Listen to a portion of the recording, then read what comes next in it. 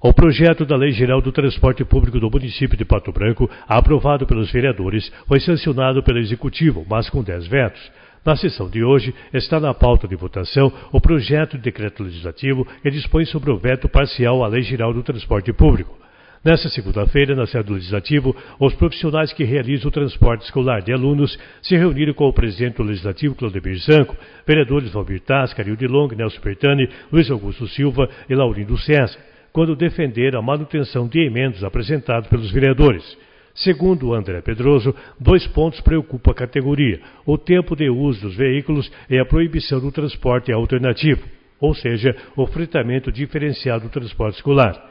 Bom, o veto do prefeito ele veio atingir 2 pontos assim, bastante preocupantes para os transportadores, que são basicamente a alteração da idade dos veículos, que possibilita o tempo de rodagem deles, né? Então passaria uma redução de 5 anos do que hoje a lei prevê, né? E isso pegaria muitos transportadores, deixaria muitos transportadores com dificuldade, porque estão com o carro ainda financiado, estão trabalhando para pagar e teria que, num prazo de 6 meses, mudar de trocar o carro, etc. Então isso seria um ponto preocupante.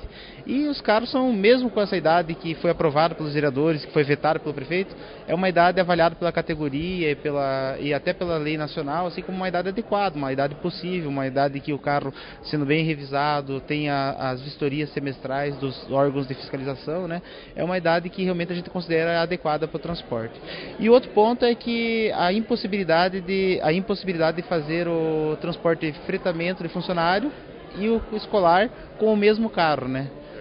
Sendo que esses transportes são horários diferentes, né? Então a gente considera que isso vai acabar dificultando a vida de alguns transportadores.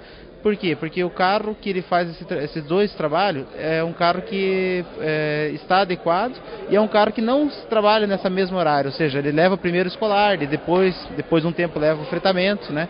Então isso não tem motivo de proibir Os vereadores, a princípio, entendem que a reivindicação da categoria é justa. Uma nova reunião, de acordo com o presidente, foi agendada para debater com todos os vereadores. Tudo indica que os 10 vereadores deverão atender às reivindicações dos transportadores, disse o vereador. E é plausível a justificativa de ambas as questões propostas pelo Executivo como veto e que a Câmara estará votando logo mais. A situação do transporte de fretamento nos mesmos dias letivos e também a questão da idade dos ônibus, né? A justificativa é plausível da idade porque eles não têm a questão dos táxis, que é aquela bonificação da diminuição do valor na aquisição do veículo, e a questão do transporte coletivo que está incluído na passagem da aquisição do novo veículo. Então nós não devemos ceifar, né, a situação de trabalho deles.